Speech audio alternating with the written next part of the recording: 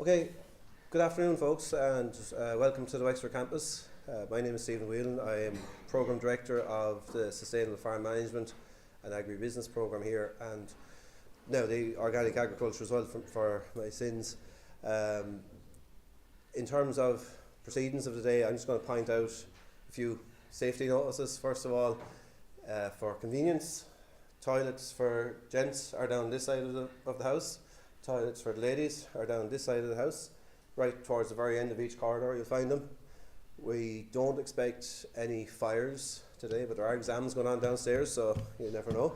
But if there is a fire, or if the fire alarm goes off, either again out this door you came in back down the centre stairs, or should that point be blocked, down the back stairs here, follow the corridor down along and down the back stairs roughly where you came in this morning. And that's it. Just welcome to the Wexford campus. I hope you enjoyed the panel discussion.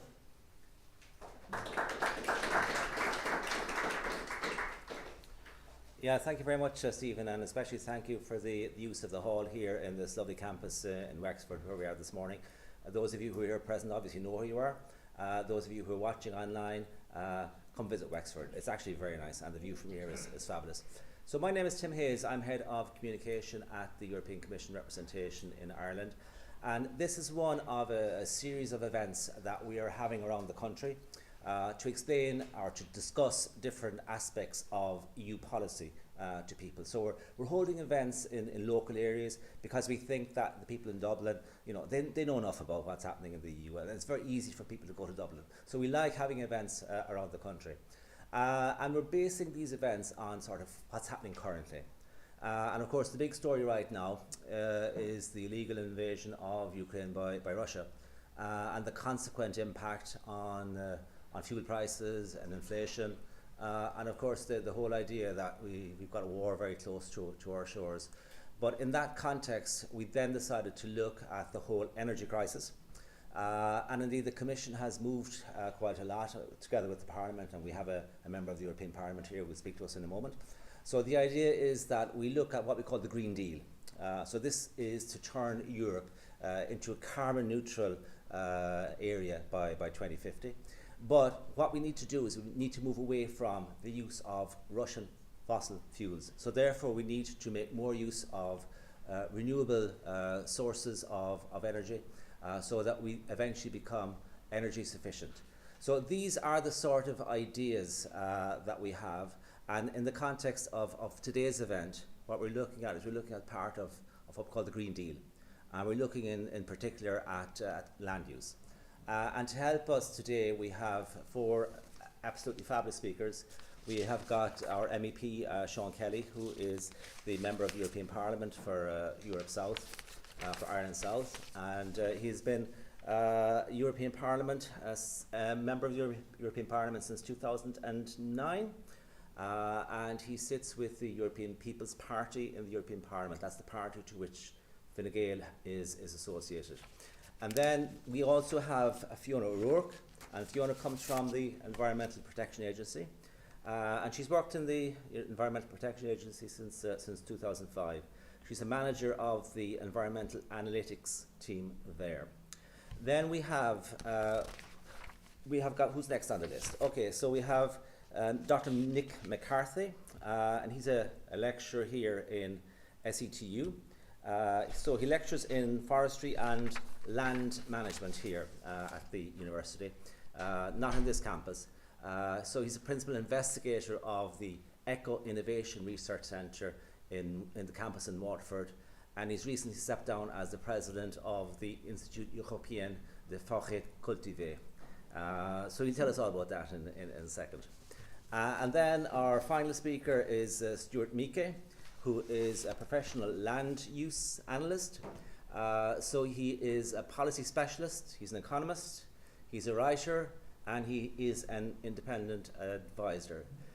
Interestingly, he also spent some time in Transylvania. Not many people can say that, so it's nice to have that on your CV.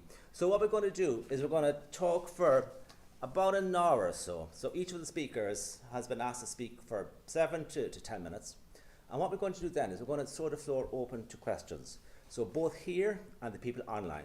So the people online can ask the questions using Slido, and the code for the Slido is in the description box for those of you who registered online. But just to remind you, the code is 4980027. So if you're going to Slido, just type in for this event 4980027. So we take questions both from the physical audience and from the people watching at home. And sometimes we notice that these events are watched by people on our YouTube channel afterwards. So if you want to go to the European Commission Representation's YouTube channel, you'll find a recording of this event. It's also being streamed live on our YouTube channel. So that's, I think, enough for introduction. So I'd like to introduce the first speaker here, our member of the European Parliament for Ireland South, Sean Kelly. Sean, the floor is yours.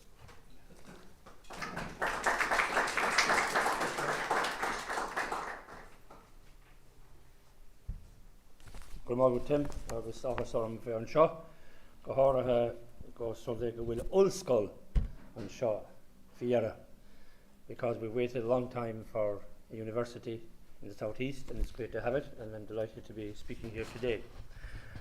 Now I'll go through some formal points first, and then I may make some general observations. So in general, Ireland is blessed with an abundance of natural beauty, and it is our responsibility to protect and preserve this invaluable heritage. One of the key drivers of biodiversity loss is the way we use land. It is imperative that we adopt a more sustainable approach to land use, one that balances both economic and environmental considerations. That balance isn't always found.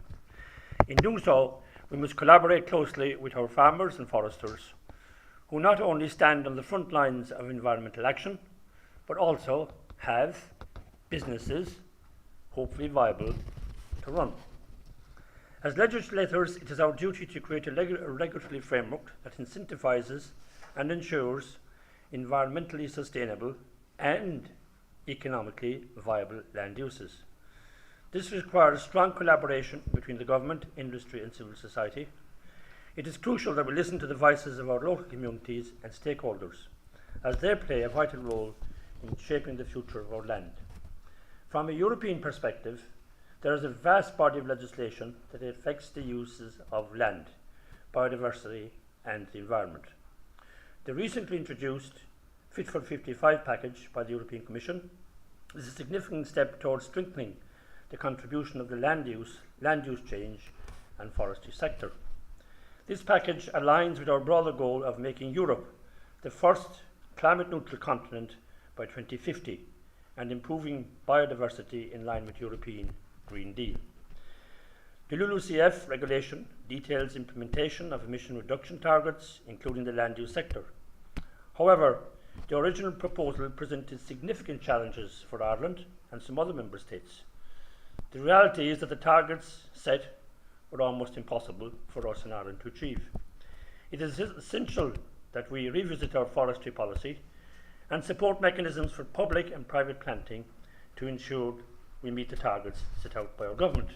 In that regard, I'm sorry to say that we haven't done so.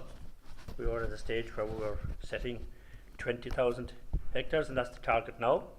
A target at the moment of 8,000 and only planting 2,000 due to essentially bureaucracy, a lot of it, in my opinion, unnecessary.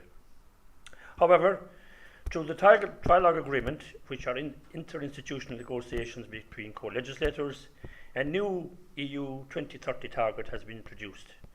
The target aims to increase EU carbon sinks by 15% compared to current levels, setting out 310 million tonnes CO2 equivalent. The agreement also proposes improved government and governance and monitoring, obliging EU countries to report on how they incorporate the do no significant harm principle. In terms of Ireland's specific situation, we have achieved what we sought through the access to an overall general flexibility mechanism. This mechanism provides support to member states facing difficulties in meeting their targets due to natural disturbances such as wildfires, pests and the effects of climate change and legacy organic soils on emissions. Another area of high importance is the proposed EU nature restoration law. I will tell you how it is going in a moment. But this sets out an overarching target of restoring 20% of the used land and sea area by 2030 and all ecosystems in need of restoration by 2050. This includes agricultural ecosystems, aiming for an overall increase in biodiversity and a positive trend for grassland butterflies and farmyard birds. Peatlands, forest ecosystems and marine areas are also included in the spheres of intervention. However, this could lead to management restrictions and yield or production declines in agriculture and forestry, and the current time frame may be unrealistic. The lack of time for national restoration plans to be prepared with a broad participatory approach is also concerning. The question then becomes whether it is up to agriculture and forestry to tackle biodiversity restoration on their own. The Common Agricultural Policy funds cannot serve as the primary financing instrument for achieving the objectives of the regulation. The Commission foresees broad scope to make major changes through delegated and implementing acts as a result of concerns being raised by many stakeholders. I would like to mention also that in agriculture and forestry, carbon farming practices can enhance the storage of carbon in soils and forests or reduce the release of carbon from soils. If done properly, this can create a new business model for farmers and foresters. The Commission published a proposal for a first EU-wide framework to reliably certify carbon removals. I've been appointed rapporteur for the Parliament's Industry Committee on the Carbon Removal Certification Framework, and this is something that's actually in operation in the United Kingdom and in Australia. So we have other places to look at to see how it is done. But the key is going to be reliable certification. The certification framework proposal is intended to incentivise business models in this area and create greater transparency and quality. Activities that enable and enhance carbon storage in soils and forests, such as forest restoration or better soil management, as well as reducing carbon release from soils, such as restoring peatlands that can store carbon, can naturally remove and store carbon. The EU has set out an ambitious target in the land use change and forestry sector to remove, as I said, 310 million tonnes of carbon by 2030. The introduction and expansion of carbon farming is a necessity for EU member states. Overall, we must take a sustainable approach to land use and prioritise biodiversity and restoration, while also taking into account the economic viability of our farmers and foresters. It is crucial that we remain committed to our national targets and work together to achieve them. Now that brings me to the point mentioned by Tim. It never came into the legislation because it hadn't happened before a lot of this legislation was drawn up, and that's the effect of the war in Ukraine in terms of number one, supports for Ukraine, and also of course the effect, for instance, that allowing Ukraine to have tariff-free access to the European market means that at the moment that particularly the eastern countries are flooded with grain. This is causing disruption to the market, upsetting the single market, causing prices to reduce enormously, and upsetting, in some respects, the kind of unhindered goodwill that has been there for Ukraine since the start of the war. That goodwill has to continue, but it's very difficult for farmers to see the price of their own product declining and being replaced by sometimes an inferior product. So the challenge for the Commission there is to try and get this grain into third countries. One of the problems, as you know, is because 17 Ukraine ports in the Black Sea are closed. So coming by land to Europe was the only alternative to help Ukraine. But we'll have to move quickly because it is a problem that has to be addressed. Also, you have what we call the law of unintended consequences. For instance, tillage. I had the tillage sector over in Parliament yesterday, the Irish Growers Association. They met the Commission, who are always, in fairness, available to meet people, given their due, and also key advisors and MEPs.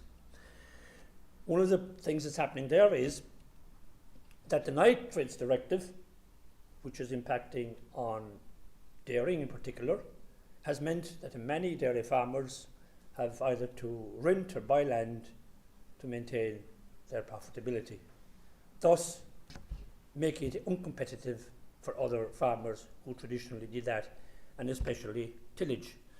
So we have to look at how we are going to manage having targets for increasing tillage, having targets for increasing forestry, when some of the policies are actually doing the opposite. That's a question we have to look at. Two other things I just want to mention before I finish. The sustainable use of pesticides.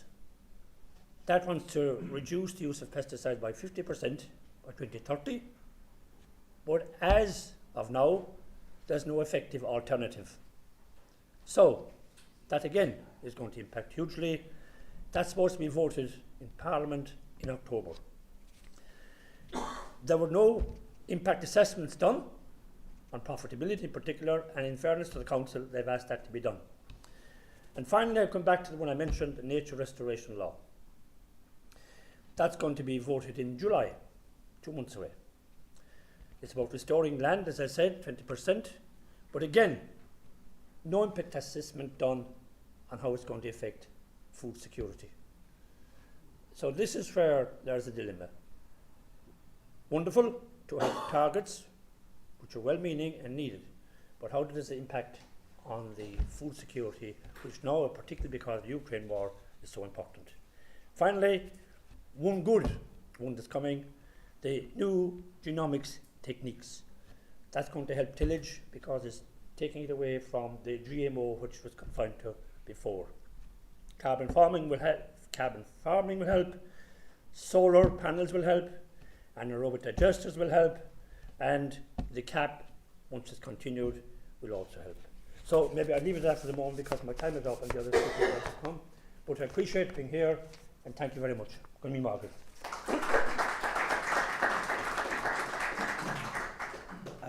Thank you so much, Sean. I mean, that was a very wide-ranging intervention, and I know there will be a lot of questions afterwards, both from the audience here and from the people online, about the 10 or 12 different subjects that Sean spoke about. But it's great to have Sean here, and he shows the depth of his understanding and knowledge of the agriculture field.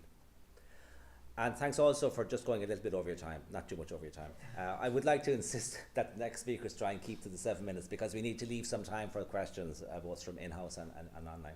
So our next speaker is Fiona O'Rourke, and Fiona's got some slides for us as well. So for those people watching at home, we'll be able to see the slides on the screen because we have pointed the camera at the screen as well.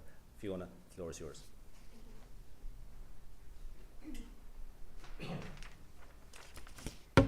Great. So I've been working for the EPA since 2005 and I manage a team of data nerds, and last year we got thrust into land use. For the first slide, I just want to acknowledge the whole team of people that were working on what I'm going to present today. So before I begin, some definitions, because I'm going to be using different terms. So we're going to be talking later about a land cover map. So land cover is what's physically present on the Earth's surface. So if we take this example, when you talk about land cover, you're just talking about things like concrete, so artificial surfaces, vegetation. But when you talk about land use, that's from the human dimension. So what uses are humans making of land? And that can be more than one thing in the same location. So the same example here, that concrete is being used for 4 different uses: residential, community, commercial, and transport. So the programme for government included the creation of a national land use plan or strategy for Ireland, and to support this, the Departments of Environment and Agriculture tasked the EPA with completing phase 1 of a land use review. That started in September 2021 and was formalised as an action in that year in the Climate Action Plan. Phase 1 was about gathering evidence on environmental, sociological and economic aspects of land use, and again the focus was very firmly on evidence. So the measures and actions that must be taken to address what was found in that evidence must come in phase 2. So we structured that review around 4 main areas. First was looking at the people. So we did an exercise to categorise the stakeholders and understand the impact of land use decisions and their influence on those decisions. Then we looked at existing policies and we screened them for relevance to land use. Then we looked at the status and the impacts of the land uses in Ireland. And we took a small look at possibilities. So I suppose the possibility for what can be done with land use in Ireland really depended on the evidence. So here what we did was we looked across the world for examples of different land use plans and strategies and the way that people are addressing this in other countries. So where did we get to? Well, as I said, this was an evidence review and it made 19 recommendations, and most of them were to do with data and information. So we recognised very early on that land use is a system, and one land use impacts on another. Systems are really complex, so you need to understand things as a system, but good information can help you then to make informed decisions. We noticed that soils are at the heart of this land use system, so detailed soil information is a must for informed land use decisions. We noticed the way we measure our food systems is incomplete. It doesn't provide that end-to-end systems view that was mentioned earlier in terms of food security, and that here we need a holistic set of indicators. We noted that ecosystems need to be at the heart of land use decisions, and deeper, more map-based information on the status and location of our ecosystems would help this. And this is reflected in the recent recommendations of the Citizens' Assembly on biodiversity loss. Here in 2023, we have really good tools to help us to capture data and manage data, and we've got better data than we've ever had before. And this can help, but it can only help if we understand the system that we're plugging that data into. We have to understand our land system as a system with many parts, and then use that data within that integrated framework. Doing that's going to help us to identify the land use limits that exist, but more importantly, the land use opportunities. How we use our land has massive potential to assist with responding to the biodiversity and the climate emergencies that were declared by Dáil Éireann in 2019. And the recommendations of the Citizens' Assembly on biodiversity loss recognise the importance of having good land custodians, most particularly farmers, in responding to biodiversity loss. So, land use, as I said, is a system where land use decisions impact on each other, but this exists in a wider planetary system. And this has been modelled by the Stockholm Resilience Centre using the planetary boundaries model. This assessment identifies that globally, our land system changes are currently outside the safe operating space. For our assessment in phase 1 of environmental considerations, we used what's called a DIPSR approach, which looks at drivers, status, pressures, impact and responses.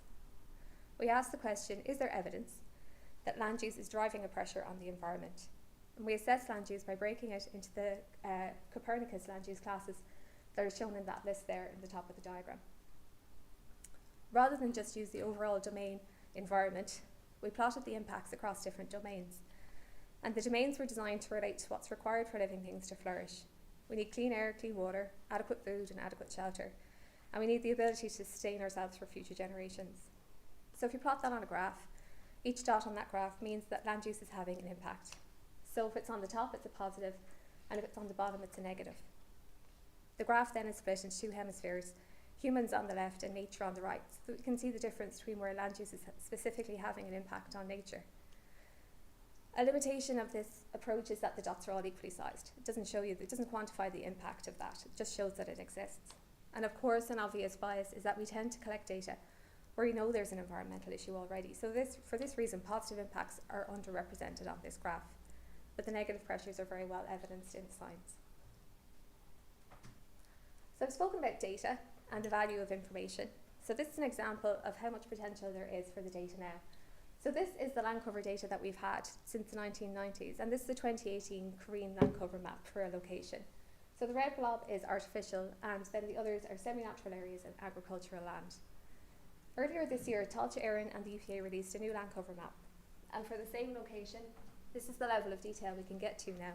So this much better supports a systems view of land, because here we can see a lot more detail and a lot more nuance, and we're starting to pick up valuable features like hedgerows and small pockets of trees that are completely overlooked and abandoned out of the Korean data. So where do we go to from here? To conclude, well, phase 2 is going to follow phase 1, and it's going to examine the policies and actions that are required for a land use strategy. So I'm going to conclude by reiterating the importance of recognising land as an interrelated system, and one that requires balance. So we have to have a holistic and a nuanced view, and it's best supported by having comprehensive information to underpin that understanding. A final thought there in the quote, but a clarification here. The biotic community is not confined to what we would see as nature. Humans are part of that biotic community, and what's good for the land is good for everyone. But this requires us to really understand our land as a system and understand what that land system needs to remain healthy to support us all. Thanks.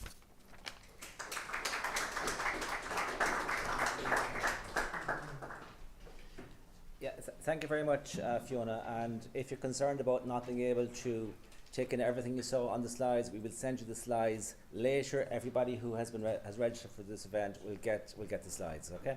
I also want to remind people watching at home that you can send in your questions on Slido. So we have been getting in some questions. The code for Slido is 4980027. Your questions are very welcome.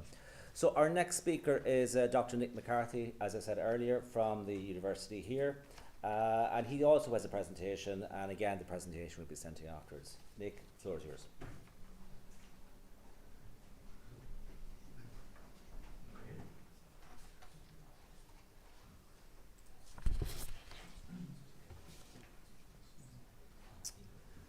Good afternoon. You're all very welcome. Thanks very much to the last two speakers. They're really interesting. I think they have both opened up a lot of ideas for discussion and debate. I suppose, I think I was supposed to be at the tail end, I think, but and where I'm coming from today is with the people who have already discussed the whole land use. I'm coming really with a kind of a case study. I'm looking at just forestry. So we foresters as land users have for decades sustainably managed our forests and recognise the multifunctionality of these forests in creating biodiverse habitats, providing recreation and health benefits and ecosystem services, sequestering carbon, producing oxygen, and of course producing a renewable material, timber. Europe and the world has finally woken up and recognised that forests will be one of the main mitigating factors that will help combat climate change. To quote LULUCF, to meet long-term climate goals, afforestation rates need to increase. However, the emphasis is strongly focused on only some of these functions, namely sequestering and storing carbon and improving biodiversity and habitats. Thus, after years being the poor relation in terms of land management practices and poorly supported and funded in comparison to agriculture, the benefits of forestry are being recognised. But in the process of multifunctionality of forests is somehow being lost. For example, there seems to be a huge disconnect between wood production and the forest and trees that produce it. It's a little like back in maybe 30, 40 years ago when we were told that the city kids, when asked where milk came from, they answered the milkman. At present, forests, especially conifer forests, are getting bad press and they're being pilloried by the environmental lobby and the public. These are the same people who walk through a wooden door to their house every day or who sit down on a wooden chair at a wooden table to have their dinner. They seem to think that wood comes from thin air. And in a way, maybe they're right. Carbon dioxide is sequestered by trees from this thin air and converted into this wood. By yes, you've got it, trees. Big, small, conifer, broadleaf, native, exotic. Trees. Trees sustainably managed by our foresters and their growth facilitated by landowners. So, the right trees in the right place are beneficial to the world. A mantra of sustainable forest management for decades. But we need at all times to understand and recognise the multifunctionality of forests in tandem with the 3 S's they provide to the climate mitigation processes, namely sequestration, storage and substitution. Irish forestry in 2022 has a total forest area of just over 800,000 hectares, consisting of a growing stock of approximately 142 million cubic metres and an estimated carbon sink of 324 million tonnes of carbon. While the sink or source effect of forests can and will fluctuate, related to soil types and other factors, as pointed out in recent studies, the fact remains that trees are good for the environment and have a huge role to play in mitigating against climate change. For example, it is estimated that trees planted in Ireland in the period 1991 to 2030 will be a significant sink for carbon, sequestering well over 1 million tonnes of carbon dioxide per year, the equivalent of emissions from approximately 200,000 cars per year. Conifer species dominate with 69.4%, of which, of course, we know Sitka spruce is the dominant species. This is mainly due to early land policies, where forestry was forced onto marginal land due to the dominance of agriculture. However, foresters still persevered with the right tree in the right place, which at that time was an exotic conifer, to increase forest cover from 1% in the early 1900s to 11.6% today. So what is shaping our future in forest land use? Europe, in the Green Deal and related strategies, has decided to take action on forests and set specific targets, a lot of them dealing with biodiversity and nature restoration law. So if we take a snapshot of some of the targets set from the different strategies and the Green Deal and evaluate them from a forest land use point of view. For example, we're being told afforestation needs to increase. We as foresters would love this. We'd love to see it. However, we would especially like to see it on better quality land, that we can put better species, diverse species. But agriculture is still king. Forestry has suffered to the lack of definitive, indicative land management strategy, and as we've heard from Fiona here today, they're working towards this, and I hear there's an imminent map on the way, and we will welcome that with open arms. Landowners' reluctance is huge. Emphasis on biodiversity and forest for nature and environment in the latest plethora of policies ensures that forestry is not seen as multifunctional and profitable, and hence they're reluctant to get involved. For example, in Spain and Portugal, landowners are walking away from their forests, leaving them unmanaged, causing even greater problems. In fact, in Portugal, between 12 and 20% of forests, they don't even know who owns them. Diversity of tree species, absolute king. We need to diversify our species. Okay? At the moment, there's an approved forest list. It needs to be increased through research. It restricts us in terms of diversity, and we need to take a leaf out of the book of the old forestry pioneers of yesteryear, such as Augustine Henry and company, who looked outside of Ireland and Europe to the trees of the world. The native tree flora of Ireland it is really, really limited, and as is the European tree flora. We need to diversify in terms of mixtures, alternative species and systems in order to protect against also pests and disease. If we look at Sitka spruce, I think it makes up approximately just over 50% of our estate. This leaves us with a lot of eggs in one basket when it comes to pests and disease. Which brings us to the native versus exotic debate. In Europe, they now just talk about trees. I've spent a lot of my time in Europe. There's no such thing as an exotic or a native tree anymore. That horse is bolted. We need trees, full stop.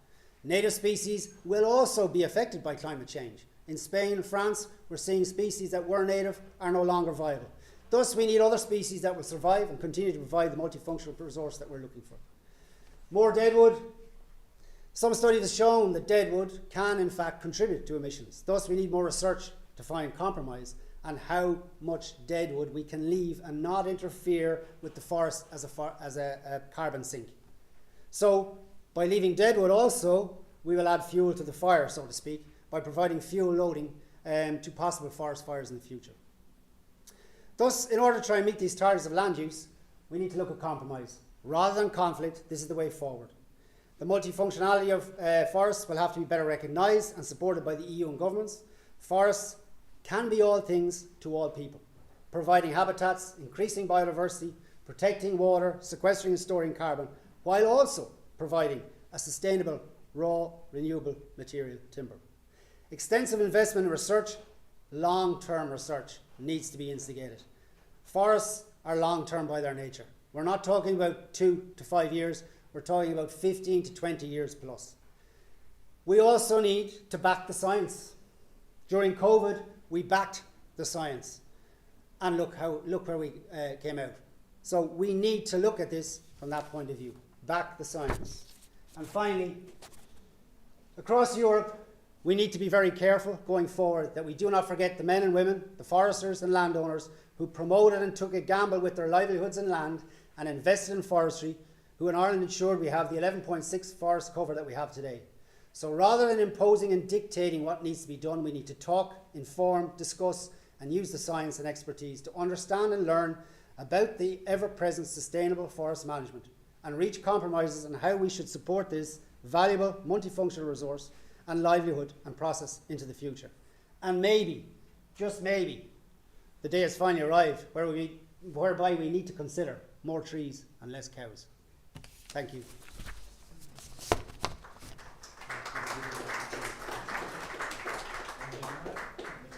Yeah, thanks very much, Nick, and thanks for ending up on that nice thought. More trees, less cows, more cows, less trees. Who knows? It might start a discussion in a little while. Our final speaker this afternoon, before we start that discussion, is Stuart Meikle. And as I said earlier, Stuart is a land use analyst, and Stuart also has about 7 slides to show. So you've got 7 minutes to show your 7 slides. Thanks, Stuart.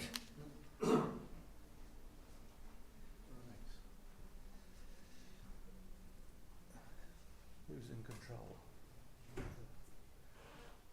Yeah. Okay.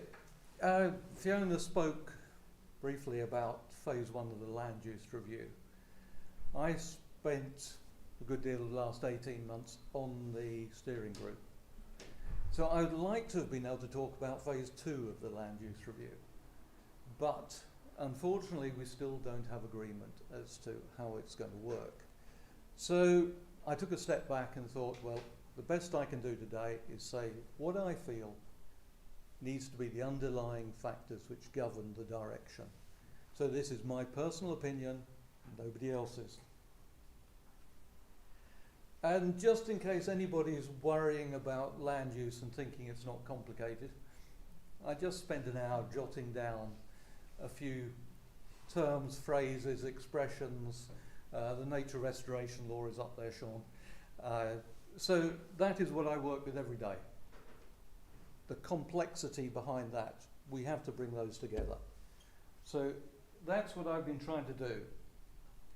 And to link to Fiona, the Stockholm Resilience Centre work, I think, is a brilliant concept at showing all of the environmental issues on one page.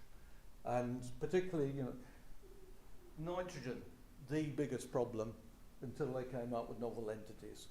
So there you've got microplastics, you've got pharmaceutical residuals, you've got pesticides. And then over here you've got ecosystem breakdown. And I flagged up soil habitat because I'll find myself talking about it. But that is a holistic approach, and it's not what we're doing enough of. We're not looking at the holistic. So I just pulled out one recommendation from phase 1, and that is 17. So please go back and look at it, because this is going to be too quick. But as a recommendation, it covers so much. We've got in there air, water, emissions, biodiversity, economics, resource availability, food, fibre, fuel, socio-economic factors, and whatever else we forgot at the time. But that again illustrates how complex is what we're trying to deal with here. And embrace change. One important message to start with.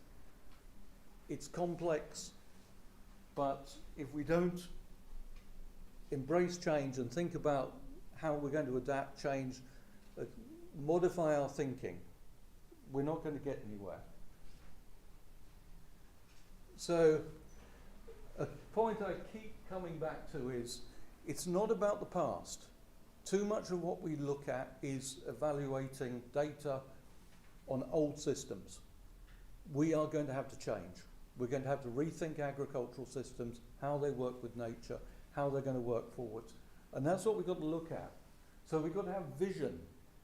That is lacking too often. It's all counting data, looking backwards. So following through measures of performance, how we evaluate data. It's what I've been doing professionally for 35 years at an agricultural level. So that's really where I'm coming at it from. Multiple objectives we've talked about, constraints, that influences thinking. But the underlying one I keep coming back to is we've got to work with nature. We've got to bring natural systems into action. And they're complex. And we've got to understand them. So if you like the simple, this is not really where you should be working. And the last point about National Land Use Review, because it's visionary, because it's evolutionary, we can't think in terms of we've got to get it done by the end of this government. It's got to be an ongoing, embedded in the system review. I'll think of the word in a minute. And again, just thinking through phrases as I put this together, how are we going to fulfill our productive needs from a restored nature? We're talking biodiversity, we're talking about carbon sequestration, we're talking about climate, we're talking about food production. But essentially we've got to restore nature to do it. And that comes back to the term functional ecosystems. And what are they based on? Habitats, working habitats. And if I mention habitats, you'll say the Amazon. That tends to be the celebrity habitat. The one we keep forgetting about is soil habitats. And the more work I've done over the years, the more it's come back to understanding soils, soil functionality, how the soil food web actually drives productivity. And that's what we've got to learn to work with. So, you know, the soil biome is feeding the plants that we consume. So I'll keep moving forwards as fast as I can. And another key point here, photosynthesis is the prime energy source we've got to make use of. And plant leaf area goes with it. And we'll be talking about exiting fossil fuels. We'll be talking about, you know, nuclear through wind, through solar. But at the end of the day, photosynthesis across the planet is the biggest collector of energy. And that is going to be the one we're going to be using, because that is going to provide energy, food, fibre, you name it. Most of it's going to come from plant mass. And at the moment, we just don't think about it and what its role is. And allied to that is plant nutrition, plant nutrients. If we're going to consume plants, I'll skip through that. If we're going to consume plants, we're going to have to think in terms of how plants are fed. If you go back to the Stockholm work, nitrogen and phosphate are two of the areas where we've exceeded the planetary boundaries greatest. So that should be pointing, that is where our problem lies. Plant nutrition, we want plant mass, we want biomass for everything. So where is the plant nutrition going to come from? I'll come back to that in a moment, but I just wanted to put in a reminder that don't forget about food security, fossil fuels, we're exiting fossil fuels, working with nature, biodiversity comes into this all the time. And what I like to say, we've got to do it across all managed land. Policies, we're looking at supporting transition of farming systems, agricultural systems. We need buoyant rural communities, and there's a couple of points there about respecting property rights. And certainly when we talk land use, property rights is flagged up big time. That is a very serious issue that we have to deal with. But you know, the key point I keep coming back to is how do we work within nature's boundaries, within the planetary boundaries?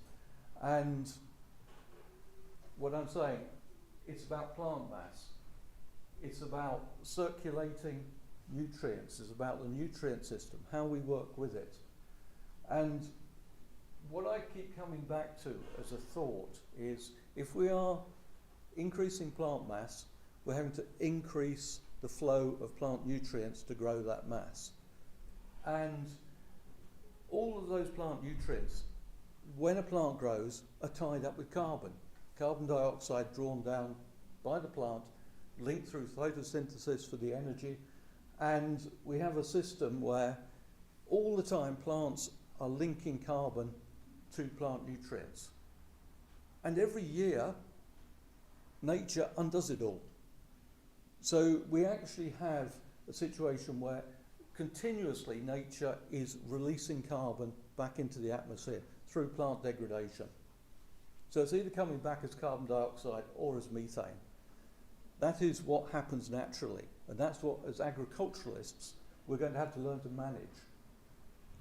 So when we, people are saying to me, optimise land use, I'm thinking in terms of how do we optimise land use in relation to plant nutrients. We're exceeding the planetary boundaries massively with nitrogen and phosphates, but they are key to what we're doing. So I'm just getting a signal across there. And the two last points then, all land is a habitat and biodiversity is not manageable. When we talk about biodiversity restoration, we have to realise it's linked to the soil habitat. And if we don't put that connection together, we're not going to have a system that works. So land use must work with nature and the cycles of life is a key underlying thought I'm going forwards with in terms of how we evaluate land use.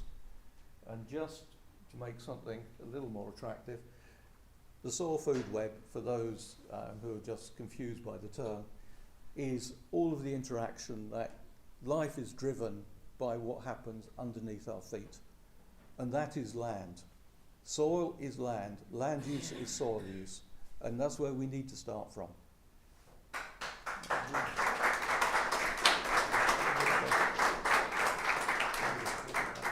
Okay, thanks so much, Stuart.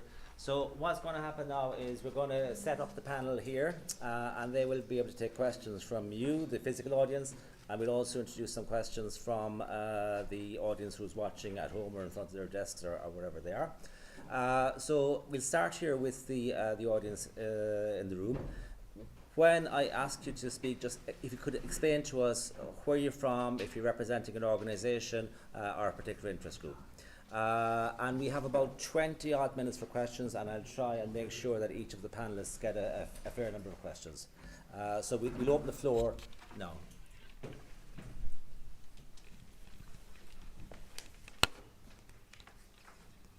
Okay, so who wants to start?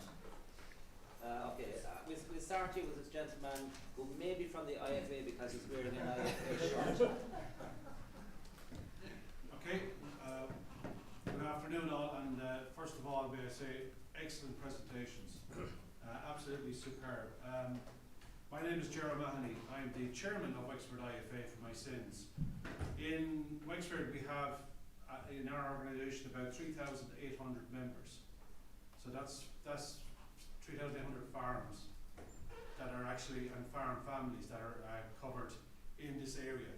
I would say straight up Wexford, we are probably the most productive county in this country, and our soil and our land is of very high value, as you all well know. I suppose what I would try to address is the frustration as a farm leader, but not just as a farmer. We are constantly bombarded with policy and then law and then action. And even today, only for my colleague MJ here, spotted this actual event, we wouldn't be here. And I know, Tim, you were the one who said it early on, that the people in Dublin know everything and the rest of us don't get all the information. The reason for that is very simple, is that we're not getting this information stream out to those that really want to hear this. And I think what was said today, and Stuart especially, I thought was a fantastic presentation. So what I would say to you is the frustration from a farming point of view, in that we are looking at all new policies. We're looking at agriculture. We're talking about organics. We're talking about tillage, 50,000 acres to be, hectares nowadays, to be planted. Forestry, huge, way behind. And again, Sean hit the nail on the head with the issues with forestry in this country and where the roadblocks are. And getting that land into production is going to be very difficult because people can't take it back out of production. And we all know that one. The nitrates is causing a serious effect now in the terms of land cost and land for leasing, because the dairymen are now, who are the only ones really with a fixed income at the moment, and that's starting to slip as well, but they can afford to pay high prices for land. whereas tillage can't or anybody else can't. And we're getting into a situation where I'm all around this area, solar panels are now taking over. Lots and it's been said, we need good land for forestry, we need good land for everything. So the whole thing is, somebody's at a macro level, somebody needs to look at this, or a micro level as well, and say, this all cannot work. We need to actually all sit down together and actually pull this apart a little bit and actually work together. And that's why I'm saying I'm frustrated that we didn't know about this event today, but I am delighted that I'm here. And I would just say, you know, somebody come and talk to us. We are reasonable people. We are the ones who farm the land. My children, one of them graduated from this very place last year. We need to make a living. We need rural communities to survive. I'll leave it at that. Thank you. Okay, thank you very much for that. I mean, in my view, that was sort of more a lot of statements, yes, rather than a specific question. So I'm just going to find it difficult to turn that into a single question to ask the panel. So what I'm going to do is I'm going to take the other two people who wanted the floor first, and then we will analyse the questions together, if that's okay with you. So a lady here, if you introduce yourself, please. Thanks, yeah, my name is Una Dunn and I'm with Birdwatch Ireland. So obviously this is it's really timely and important discussion to be having on the nature restoration law, the land use review, and all of the complex demands we have on land and on farmers and on the wider stakeholders. And in that I would also include our wild bird population as well as our biodiversity and the rest of our biodiversity. And I suppose I have a couple of points I'd like to make, and one is that I'm a bit confused within the land use review as to where it seems to be kind of, I might be wrong now on this, but kind of set out to chart a path forward for how we use the land in relation to carbon, and not as much focus on where do our wild birds fit in that require landscapes to live and thrive. This is our natural heritage. So, and some species are threatened with extinction. 63% of our wild birds species are in trouble in Ireland.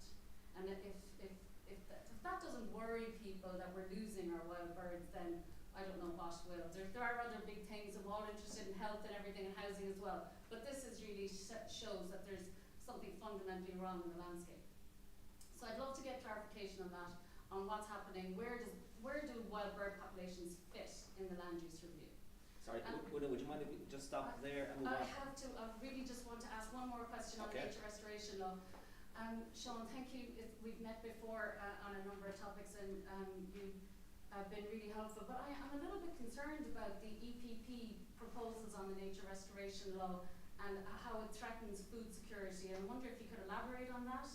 And also just to say, a little bit concerned as well on the fact that it seems to be not understood that in Ireland, Teagasc has reported that up to 14% of farmland in Ireland is already good for nature. So, and that's on intensive farms, intensive beef and dairy. Now 14%, we'd love to see that go higher. But the EPP seems to want to get rid of the 10% space for nature that's on farms at the moment. That does not jive with what we hear working with farmers on the ground about what they want to do for biodiversity. So it concerns me that there's a gap in messaging there and what we see farmers are really working hard to do in Ireland. That's it. Okay, thanks, Una. We'll take one last question from the room. There's a gentleman at the back of the room who wanted to ask a question, and then I'll throw everything open to the panel so it can answer the 3 questioners. Yes. Yeah, I'm Patrick Kent, Irish Cabinet Sheep Farmers Association. Look, there's lots of questions we could ask. Sean Kelly mentioned about reliable certification on the carbon issue, you know, and that's a huge issue. When are farmers going to get paid for sequestering carbon?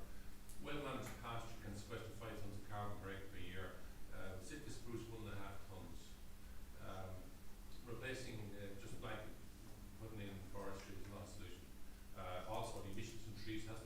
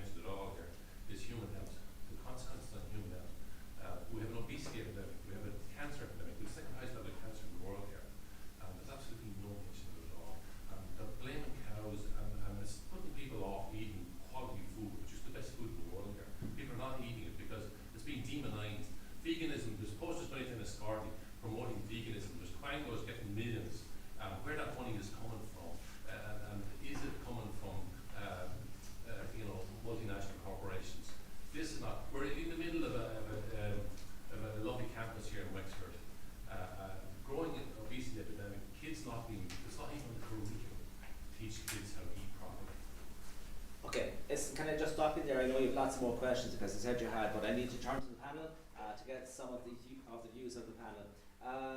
In view of what you just said at the last intervention, maybe I can start with Nick and then run through everybody else, just for your comments on the questions, or in particular the ones that affect you or that you know most about. So Nick, could I ask you to start, please? Okay, if I go back to Una's question, I suppose, on birds and bird watching Ireland, I suppose if we look at some of the laws coming through, they are taking into account birds. Now, maybe not to the extent that people want, but we are working towards that. I mean, the bottom line is there has to be compromise. As far as I know, birds in forestry will be one of the indicators that we will have to count and look at when we're moving forward. However, you know, you're right in one sense, is that there's so much pressure coming on land from so many different sources that it's very difficult to ascertain how to go about it. And this is, I suppose, what everybody's trying to do. Everybody wants to say a say, and everybody wants their piece. But I suppose where we've got to, if I come back to the question from the gentleman down at the back, sorry, I think it's Peter, is it? Patrick. You know, I threw up that last slide, you know, where I said, you know, more trees, less cows. That was really to cause a little bit of controversy. I'm not coming across that way, but where I am coming from is that we need compromise. We can't all say, I'm all right, Jack, I want my piece of the land and nobody else can have it. We have got to step back from that and see how we can use it sustainably into the future. And, you know, whether that's not putting more trees, whether trees are good, whether trees are bad, the research has to be done. We can't just deal with hearsay and then some studies that come out and other studies refute them. We need to be very careful. It's like with COVID. We need to deal with the science, we need to do the research.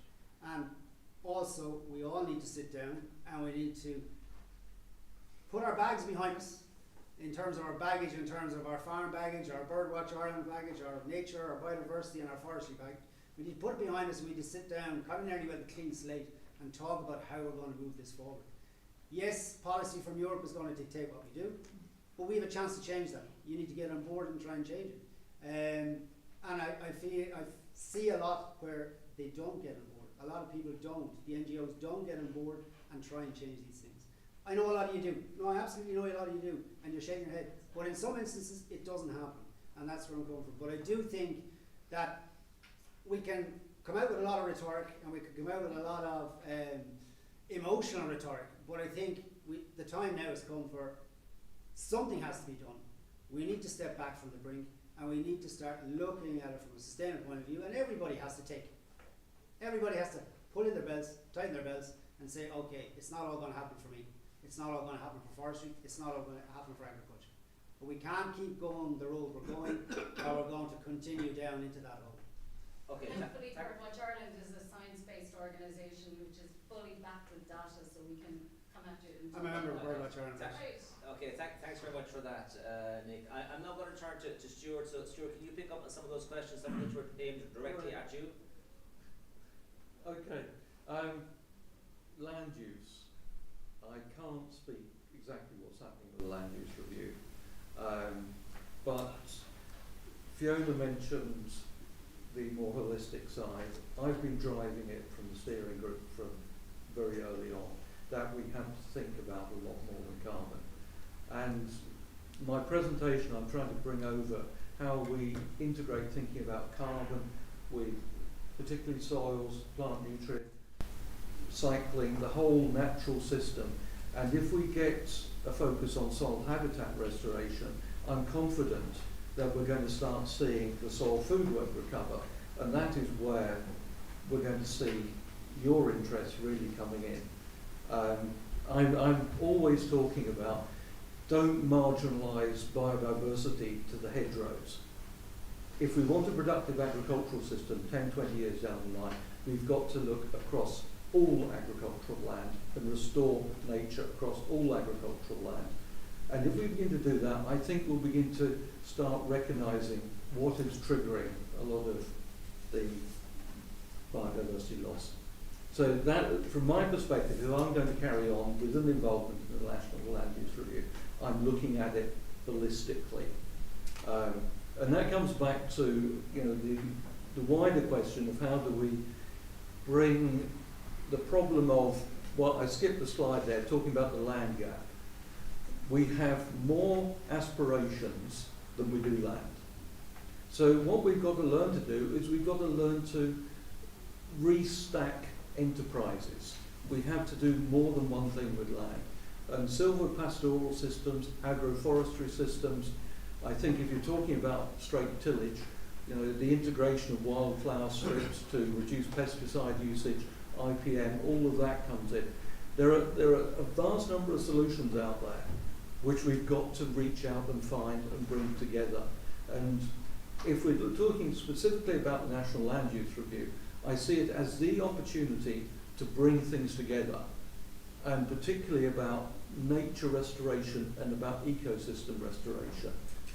And that is the fulcrum of land use, and that is where I hope the Land Use Review will be going in the next year, 18 months, 2 years. Super, thank you so much, Stuart. There was some specific questions for Sean Kelly, specifically about the EPP. I'm going to take you last, Sean, if that's okay. I'm now going to turn to Fiona, and can you pick up those questions that are within your domain, and then we'll finish this round. So, Fiona. Okay, so first to the question about birds in particular. So just a personal thing, I grew up somewhere where my late father was dealing with an awful lot of birds, and I grew up tripping over lapwings, wings and hearing that they're gone.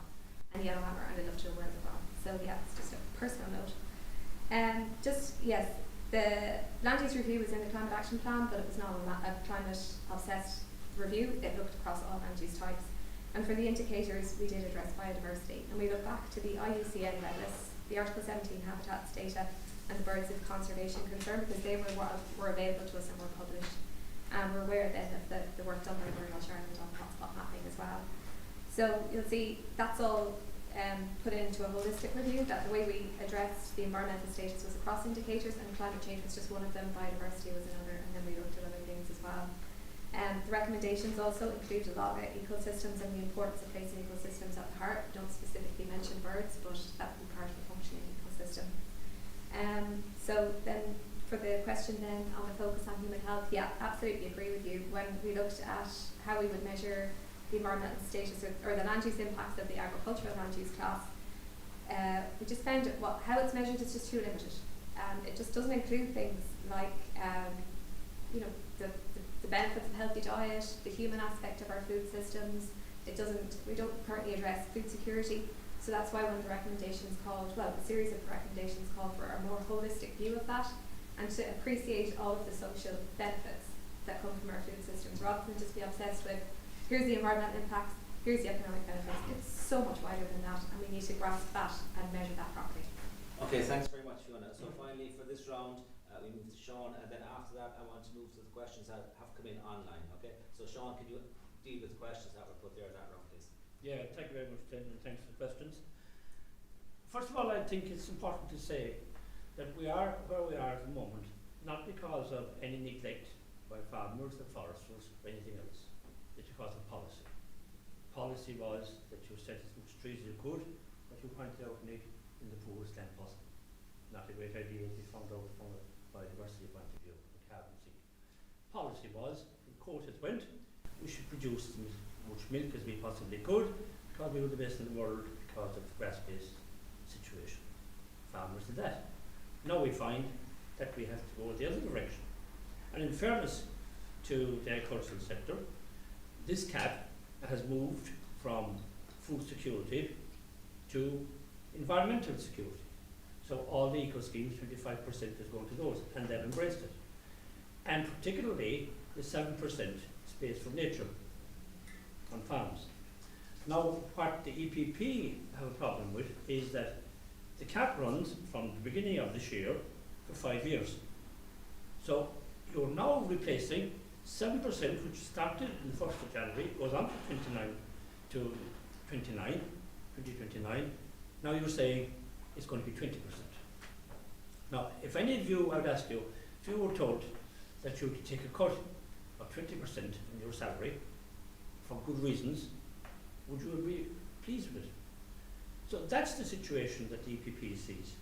Productivity is bound to go down if you're going to change from 7% to 20%.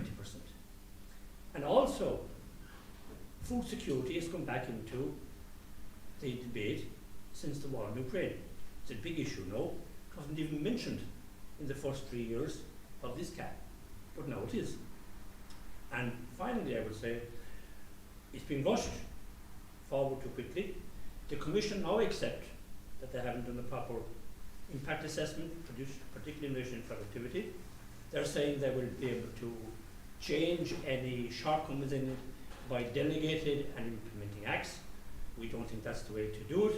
And what the EPP is saying, no, they may not have a majority in Parliament, probably won't, but they're saying there's no opportunity even for member states to come forward with their own plans before this becomes law. Voted on in Parliament in July. That's the way the EPP look at it. Other groups look at it differently, and I agree in some respects, because we're all in favour, and I think this has to be said about every single landowner. No landowner wants to be responsible for the loss of biodiversity on their farm. But it's a question of bringing them with you, as you mentioned in the very beginning, rather than conflict, consultation. Bringing them with you, showing how to do it. And finally, I'd finish with this.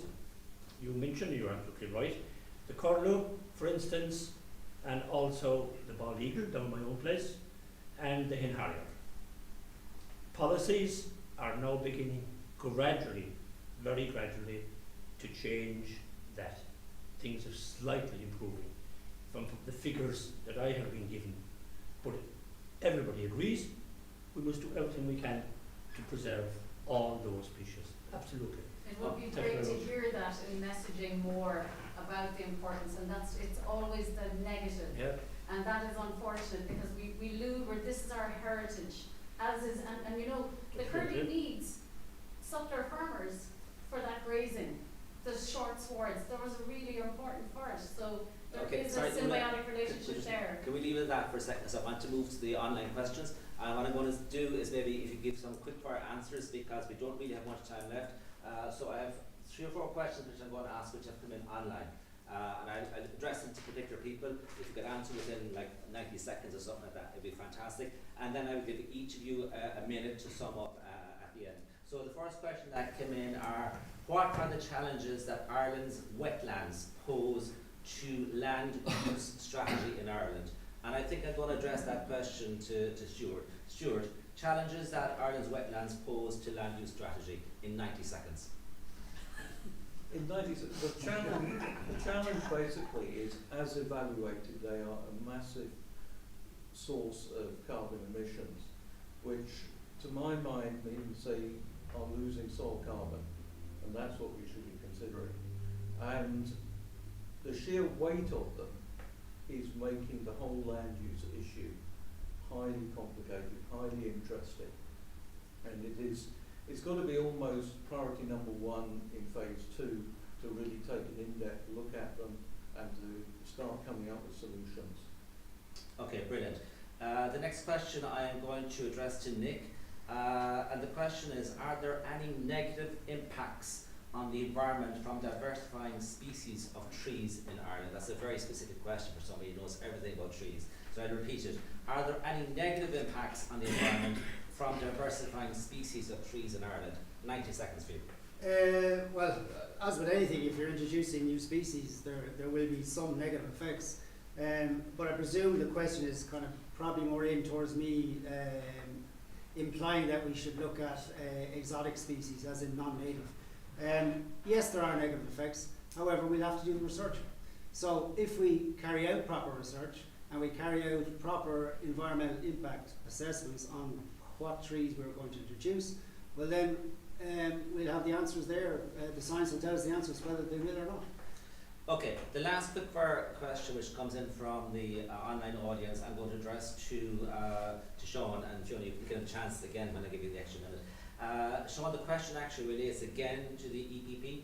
And the question comes from Natalie Webster, and she says, are the problems of the EPP not a consequence of marginalising biodiversity as mentioned by Stuart earlier. So again, the question is, are the problems of the EPP not a consequence of marginalising biodiversity? I don't know if you want to answer that question or if you can answer that question, but you've got 90 seconds to do so. No, all I'd say is, first of all, in relation to nature restoration, it hasn't even come to plenary, so it's only in the Agri Committee. I'm actually not a member of the Agri Committee. It is the Agri Committee of the EPP, having consulted obviously with their stakeholders, to have come up with that position, because of the various concerns mentioned. Now, what actually is going to transpire, I cannot forecast, but the EPP will be very strongly, and even only yesterday morning we had an EPP group meeting of our leader and whoever, pointing out that we have to stand behind farmers, because they have seen what happened in the Netherlands, where the Farmers' Party was founded on the basis that they weren't being listened to, that they were being treated badly, and now they have got huge support electorally. So somebody has to be seen, and the EPP will see themselves as trying to reflect the views of farmers. Okay, thanks very much for that Thank you. political answer. So as promised, what I'm going to do is I'm going to give each of you a minute to reflect a little bit on your own presentation, the questions that have been asked here, the questions that were asked online, and your summary effectively of today's event. So if we start with Fiona. Fiona, you've got 60 seconds. Great. So I think we probably could see phase one of the land use review where we collected all this evidence as a line now to say, well, we are where we are, and this is it. But there is a massive opportunity in land use policy for phase two. But that opportunity can only be realised by, as Nick said, everyone kind of coming together to have this open dialogue which we've all been invited to have today. But if we get this right, then this could be the biggest thing that we do in our lifetimes for all of the solutions that will come from soil and land use and getting this right. Okay, thanks for that. Stuart, I'll actually move to you next. Your 60 seconds. Fiona has taken the words right out of my mouth. National Land Use Review is a real opportunity to create a forum to bring everybody together, to bring all of the issues, put them on the table, and work together to come up with solutions. And I hope that is where it's going to go in the next few months. And I think that is all I'm going to say for now. It's now up to the political leadership to bring forward the National Land Use Review and make it work for everybody. Okay, thanks Stuart. Nick, you've got 60 seconds of fame starting now. I suppose if we look at land, it's always a hugely emotive subject in Ireland. I mean, if we reference the field, we go all the way back there to that great film, but you know, it's hugely emotive. But I do think we have a lot of questions here and not a lot of answers. But I think the question is, the thing we need to do is to sit down and talk. Compromise is going to be the key. Remember, we're dealing with people's livelihoods here. People are using the land for their lives. So we've got to be very careful how we move, how we do it. And I agree with Fiona. If we can get this right, we've put down a legacy for the next couple of 100 years. Sean, 1 minute from you, please. Thank you. Having represented the Parliament in 4 COPs at this stage, I'm totally committed to the need to reduce emissions, and it applies to all sectors and doesn't opt out, either for agriculture, for buildings, for transport, for energy. And Ireland has to make sure it happens.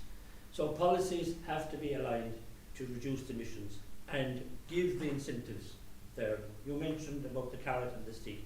There should be more carrot maybe and less stick, and particularly consultation with stakeholders, because I believe the vast majority of people want to see us, and actually our reputation as a country is going to depend on it. In terms of agriculture, the sale of products, one of the key issues will be how it affects carbon emissions, how it affects biodiversity, etc. And I think everybody is on the one page where we need to get policies to make sure it happens. And there is no point having a policy that says we're going to increase tillage and then having another policy that reduces it. We're going to increase forestry and then having bureaucracy stopping it. So we've got to get our act together. And I think finally I'd say this, not targets for 2030 or 2050, targets for this year, for next year, and review annually. Thank you very much. Okay, listen, thank you so much. Thank you everybody. Just one point. My name is Douglas Gallen, I'm dairy chair here in the county. Just one point, there's an old American farmer saying that you don't measure, you can't manage. By the way, I'm a CAR member for Watch Ireland as well. If you don't measure, you can't manage. We haven't measured our carbon in this country properly over that. Like, when we knew this was coming, we should have been moving in that direction, and we haven't. And we are leaving ourselves open on that point of view, because there's a huge debate between agriculture and all about what our carbon footprint is, or what we're surviving. So, no, that needs to be done. Like, that's Okay, thanks very much. About carbon certification. The process has been developed now to measure it accurately, and measure it ongoing. Yeah. Okay. Right, absolutely. Look, there will be some time afterwards for bilateral discussions, but we need to draw this to a close right now because we said we'd finish around now. I would just like to thank our fabulous panel. I think it was a fantastic discussion. Thank you one and all. I'd like to thank the audience who were here at Wexford. Thanks for interacting so generously and for giving your opinions.